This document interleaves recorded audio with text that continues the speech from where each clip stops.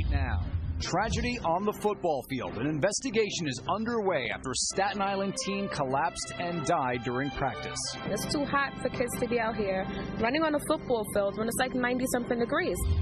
The Ebola epidemic worsens. There are calls for a global response after another American joins the thousands who have gotten the deadly virus. And is there a way to cut down taxi fares and traffic at the same time? Live from Studio 2A in PIX Plaza, this is the PIX 11 News at 5.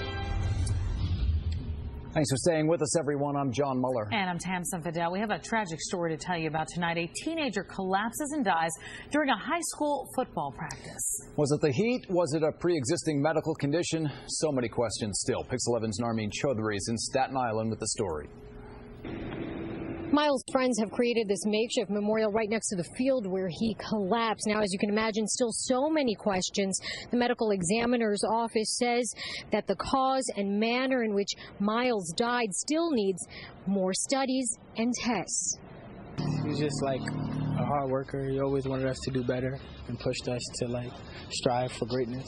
For 16-year-old Miles Kirkland Thomas, football, it seemed, was his world. He dreamt of going pro, but sadly Monday those dreams were cut short. Miles collapsed and died during one of his first football practices of the year. They tried everything they could to get him to the hospital as soon as possible, but he must have died before he even got there. The city's Department of Education is investigating what exactly happened, but according to Miles' teammates and family members, Miles was late to practice. Coaches made him do sprints as punishment, and after just 2 sprints, Miles fell to the ground. This is the time of year that typically heat exhaustion or heat stroke occurs. Does he have anything underlying? Is there a heart disease underlying this? While we still don't know what caused this teen's death, several published reports indicate Miles passed his physical earlier this summer, clearing him to play.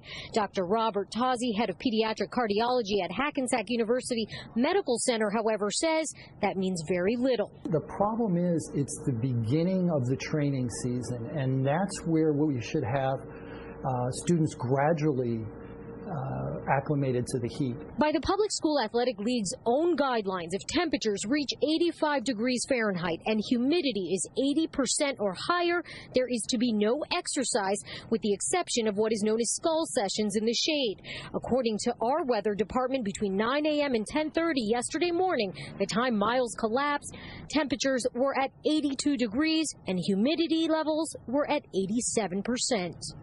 The Department of Education continues to tell us that the matter is being investigated. We do know that the state mandates that automatic external defibrillators be on site during practices and games. We asked the DOE if that was the case yesterday, and they did not have an answer for us. In Staten Island, Narmeen Chaudhary, PIX 11 News. Such a sad story, you know, I mean, no matter what, even if it was a pre-existing condition, in that kind of weather, it's dangerous. You're in those pads, you have to drink and stay hydrated constantly. It really is dangerous no matter what. Yeah, we see it time and time again, especially this time of year. All right, let's talk a little bit about the weather.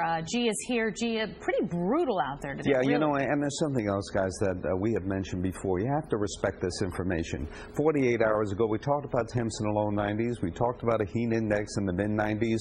And for the coaches out there, just pass on exercising football players of weight and height and stature. It's just too dangerous. So